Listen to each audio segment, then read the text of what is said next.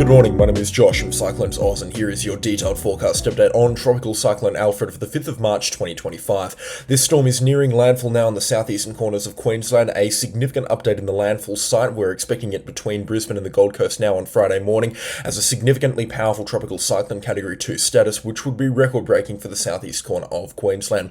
Alfred is developing quite nicely this morning, all of the details plus more coming up on this tropical cyclone, so stick around to the end of the video to make sure that you are informed. Subscribe if you haven't already, and leave a like on the video while you're at it. The support lately has been much appreciated. But getting stuck straight into things with Tropical Cyclone Alfred, you can see offshore on the satellite imagery, it is looking much more impressive than it has been over the last couple of days.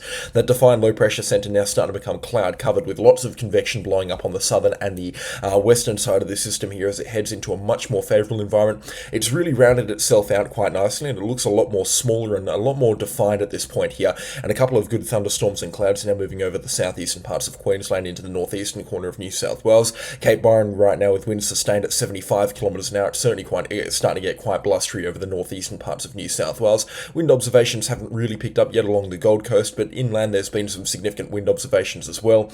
And I imagine those winds will be very quick to rise as well over the next couple of hours. You can see on the radar imagery as well, plenty of rainfall now starting to stream ashore into the southeastern parts of Queensland too. It's mainly offshore at this point, but it is going to come ashore later on tonight into very early tomorrow morning, and that's when the real rainfall from this tropical cyclone is going to start. So again, you want to be making sure that your cyclone preparations are rushed to completion throughout the course of today. You only have a couple of hours left to make sure you are fully prepared, and I think now is your last chance that you're going to get properly to go down to the shops and get everything ready. Let's jump straight into the forecast of the system. That cyclone warning in place now for locations between Maroochydore down to Lismore on the northern parts of New South Wales. That's likely to get extended later for locations between Maroochydore down to Grafton, but not including Grafton. Now this includes major population centres such as Brisbane and the Gold Coast, under the risk of getting a Category 2 strength cyclone impact later on tomorrow night and into very early Friday morning, with peak wind gusts up to 150 kilometres an hour possible. Let's take a look what the forecast says for this system here. Not that it really matters as much anymore. You can see very, very close to the Queensland coastline. Tropical Cyclone Alfred here moving steadily towards the Queensland coastline. We are expecting a couple of wobbles in the storm's track. In fact, one significant wobble later on tonight where it's expected to head a little bit further north, and all major forecast models are tipping for that right now. And whilst it isn't expected to go right north and then spin back around, it is just expected to be pushed a little bit further north by a trough that's over New South Wales this time. And again, all major forecast models suggesting that before it gets swung back into Queensland through Thursday. Wobbles around a little bit again, dives down to the south, then swings up to the north by the looks of things through the landfall process. And then I think all major forecast models right now, you can see them suggesting that landfall to happen pretty much at about 7 or 8 o'clock Friday morning. So whilst it doesn't look like it's going to be a nighttime landfall, we're still looking at the most significant impacts piping up from about midnight Thursday night, and they'll be persisting right through Friday morning and into early Friday afternoon by the looks of things. So extended periods of really significant impacts from this tropical cyclone. Let's zoom right in on that landfall forecast right now. And whilst there is no major forecast model really accurately suggesting the magnitude of this tropical cyclone landfall in terms of wind speeds and rainfall, and I'll get to the impacts potential from this tropical cyclone in just a few moments, you can see that the eastern WF is calling for some significant strengthening and some significant development from this tropical cyclone as it approaches the coastline. And whilst it doesn't really look like it now, you can see those pressure observations dropping right until this tropical cyclone has interaction with the Queensland coastline.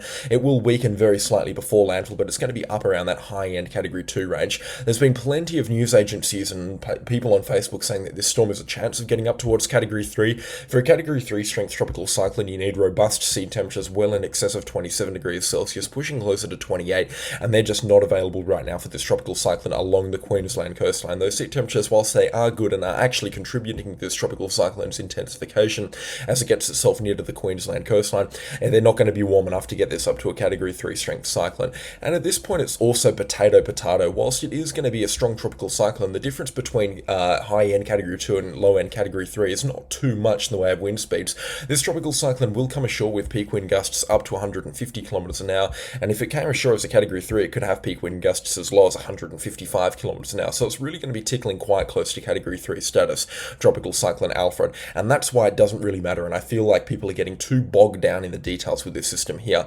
And I'll get on how to prepare and the impacts again, like I said, at the end of this forecast update. You can see the eastern WF comfortable with winds up to 140 kilometres an hour with this tropical cyclone as it gets itself up to the coastline. I'm concerned about locations a little bit further inland around the more mountainous areas where wind gusts in the Gold Coast hinterland could be averaging 100 to 125 kilometres an hour over a sustained period of time. But with this landfall now expected around Strandbroke Island, as you can see here from the wind forecast on early Friday morning, that landfall pretty much right over the top of South Strandbroke Island, and between the other forecast models, it's reciprocated between either South or North Strandbroke Island, and again, there's a very little discrepancy now between where the tropical cyclone will make landfall. It's pretty much set in stone to be around that South Strandbroke Island or North Strandbroke Island area, and then moving in towards Coomera and Sanctuary Cove. That spares Brisbane the bullet. It looks like Brisbane here is not going to dodge a bullet. In fact, it looks like they're going to dodge a bomb. Now, as we have talked about in previous forecast updates, and as I can show you very clearly on the satellite imagery, that this system is dominated by its strongest and most severe conditions on the southern and the southwestern side of this storm, which means that once it does make that landfall around Strandbroke Island, those strongest conditions are going to be coming through around the Gold Coast area into Tweed Heads, Byron Bay. So it's bad news for the Gold Coast and the northeastern corner of New South Wales. But in terms of the Brisbane forecast here, that will spare Brisbane from some really gnarly weather conditions, and you can see that again on the wind forecast here, with those strongest winds being swept around into the southern side of the system here and on the eastern side of the system where they've got access to the coastline. But on the northern side, those winds will be comparatively a lot weaker, and you can see Brisbane, even with this forecast landfall happening just a couple of kilometres south of Brisbane, you can see on the wind accumulation map here, which is the strongest wind gust in a given period of time, you can see those strongest wind gusts there only approach kind of about 90 to 100 kilometres an hour, whereas down towards or areas along the coastline, they're up to about 140 to 150 kilometres an hour. So again, this would be a very good situation for Brisbane, and like I said, between all major forecast models, it looks like the forecast is suggesting this storm to go in towards the Strandbroke Island area. It's a bit of a change from yesterday, but we were calling this to happen yesterday. It doesn't look like it's going to head any further north in Brisbane as well, and that also means that those on the Sunshine Coast can sigh a very heavy sigh of relief, and for those north of Caboolture, it doesn't look like there's going to be too much need to go overboard for preparations for Tropical Cyclone Alfred from now on.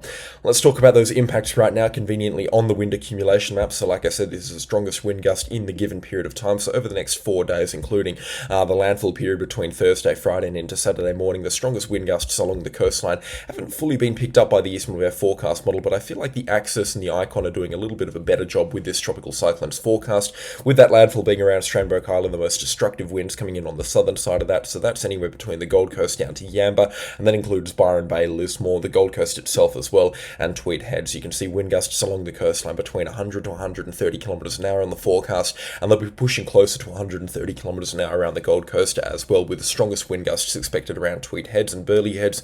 Gusts there could reach up to 150 kilometres an hour, just considering their exposed location.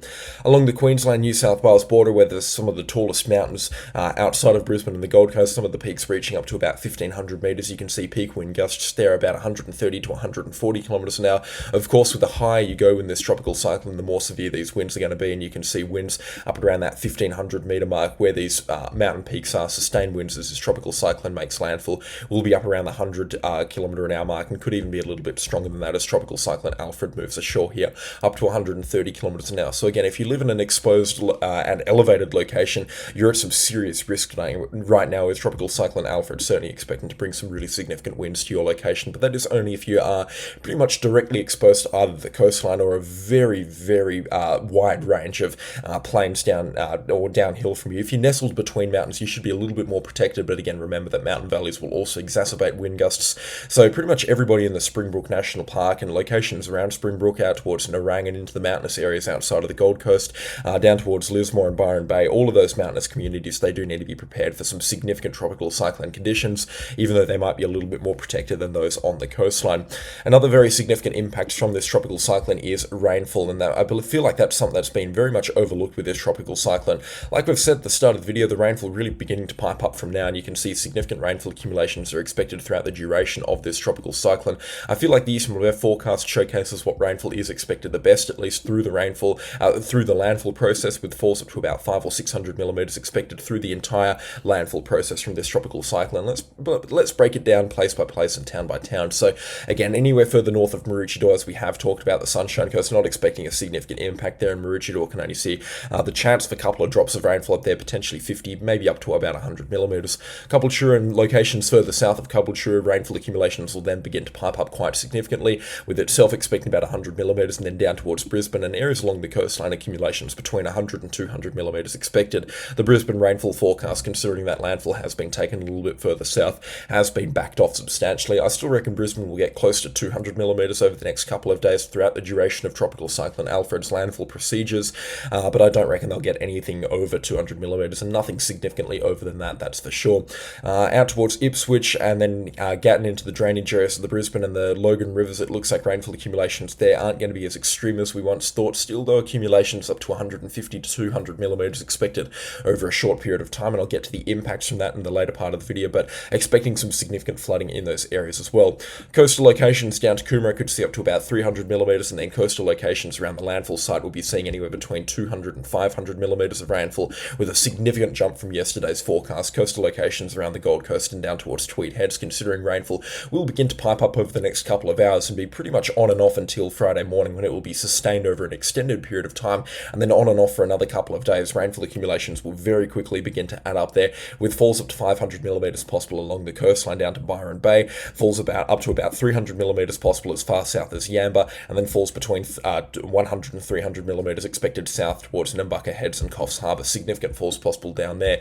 Into the mountainous areas around the Gold Coast hinterland, falls up to 700 millimetres are possible, with isolated spot falls over the next week up to 1,000 millimetres possible out there, and that includes locations such as the Tamborine Mountain area, and then along the Queensland-New South Wales border through the Strandbroke National Park, and pretty much the entire catchment to the Nerang River, which is really concerning me right now, out towards Hinds Dam, which is at capacity and releasing water at this time, with 1,000 millimetres up to 1,000 millimetres on the cards for the next week. That is some ultra concerning rainfall and would cause some unprecedented floods across the southeast of Queensland. Again, I feel like a broken record. I'll get to that in the later part of the video, just for organisation's sake. I'm not doing it to boost watch time or anything. I just want to do it for organisation's sake. This forecast needs to be simple for Queensland.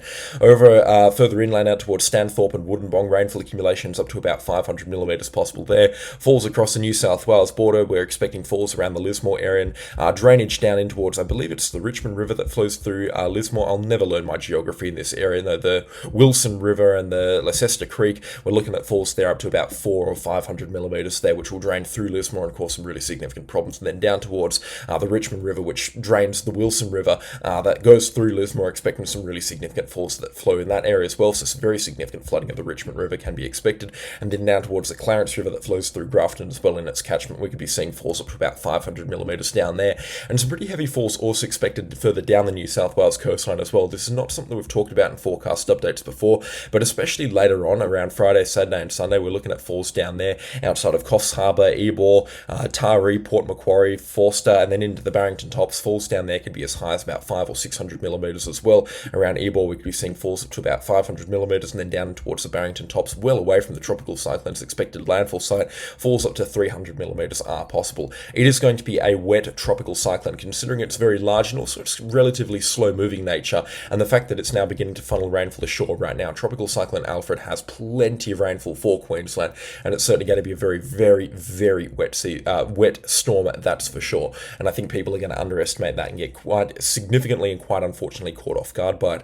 Another impact that I would like to talk about is the wave and storm surge height. I feel like a broken record again, but nobody else is talking about the significant wave heights, apart from the New Zealand guy, and he's saying waves up to about 10 metres are possible with this tropical cyclone. And to be frank, I have to agree with him. He's a very good forecaster. He knows what he's talking about, and you can see wave heights here about 10 metres in height, very significant wave heights indeed, and with storm surge expected to be about 2 to 3 metres extending between Yamba right up towards the Coomera area. Very significant storm surge possible there, which will cause some significant coastal inundation around the Gold Coast area, and then further south down through Tweed Heads, Byron Bay, even though those areas aren't as low lying as the Gold Coast. But again, significant coastal inundation possible, and then when you throw wind waves between 8 and 15 metres on top of that, which is again entirely possible from Tropical Cyclone Alfred, considering its very large and broad nature and the fact that it has been raging for a good couple of days now, or in fact out towards about 10 days. Tropical Cyclone Alfred has been churning around, so it's got some really big waves around its centre, and as such we're expecting some really large wave heights around the southeastern coast of Queensland. Significant wave heights along the coastline should be up to about 7 or 8 metres. Further out to sea they'll be more like 7 to 10 metres by the looks of things, with isolated higher waves expected there, and down towards Tweed Heads, which is again very exposed, and Byron Bay as well very exposed. Very significant coastal erosion can be expected there.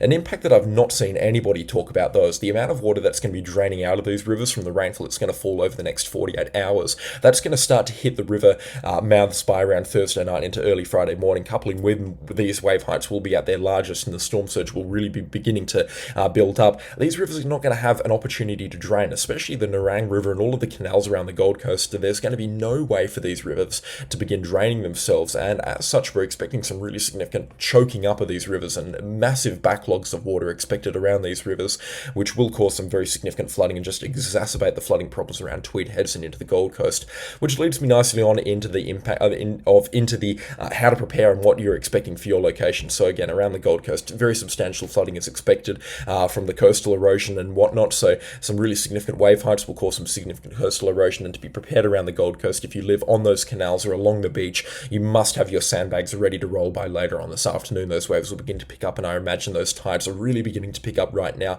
and you'll have water on your doorstep before you know it. It's still a little bit of a hard to say and a bit of a hard question to answer whether or not the rainfall and the floodwaters themselves will cause floodwaters to rise enough to get up towards doorsteps along the Gold Coast Canal system and up towards Coomera, along the Coomera River and also along the Nerang River. I don't really feel like that's going to happen. Not only would that be unprecedented, but that's a lot of water to rise, considering a lot of these houses are raised by about 4 or 5 meters, and wisely so. But I still reckon those water levels are going to get very high indeed. And if you've got a boat in the area, it's way too late to move it out of the way of Tropical Cyclone Alfred, but make sure that those ribs are very loose. And again, if you can get it up onto a trailer, that's a very good idea to do so right now. Those boat ramps are going to be chock-a-block full today, so keep that in mind.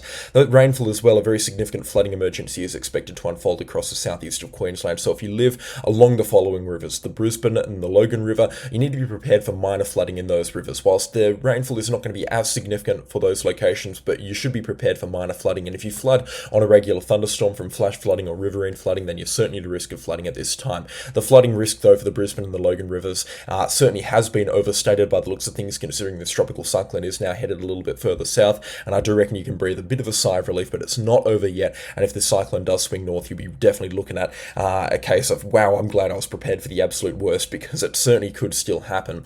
Those on the Coomera and the Nerang rivers as well, and then into the rivers in the north eastern corner of New South Wales, the Tweed River, and then down towards rivers flowing around Ballina. So this is the Wilson's River here flowing through Lismore, and then down towards the Richmond River here draining out through Ballina, past Lismore, and then rivers such as the Clarence River, and then further south down through Coffs Harbour. All these rivers, you need to be prepared for major riverine flooding. Right down towards, I'm going to say Kempsey right now in Port Macquarie, you must be prepared for major flooding in your local river catchments, and that goes for pretty much every tributary and every major river. There is a chance of moderate to major flooding. In fact, there's a high chance of moderate flooding and a very good chance of major flooding at this time, and that also includes major rivers like I mentioned, the Coomera and the Nerang River, that flow through both the Gold Coast and then Coomera and Sanctuary Cove. So again, be prepared for the absolute worst. Get those sandbags ready if you live in a flood-prone location, and if you're within about 200 meters away from a river or river banks, and you live in a low-lying location, or you feel like you live on a floodplain, then make sure you are ready for this tropical cyclone, either by evacuating to a house if that's a feasible opportunity for you up in towards Brisbane, or further south down the New South Wales coastline. Keep in mind those roads will be mayhem today.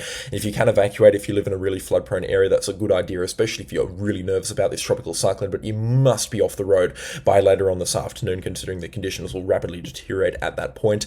And by the looks of things, it looks like there's going to be no opportunity to evacuate beyond that, unfortunately. So if you're considering evacuating, make sure you are ready to do so in the next couple of hours and get out of there while you can. Get up towards Brisbane, or get further up the Sunshine Coast, or down the New South Wales coast, or even better yet, get inland from this tropical cyclone as well, out towards Toowoomba. You will be fine again. Toowoomba, not expecting any impacts from this tropical cyclone, or any really substantial impacts from this tropical cyclone, I should say, comparative to the Queensland coastline. If you're planning on staying through a flood-prone area and through a tropical cyclone-prone area, make sure that your house is prepared. Your windows and doors are all completely boarded up by later on today. Make sure you are completely self-sufficient for the next couple of days and ready to go. Call the SES if you need help.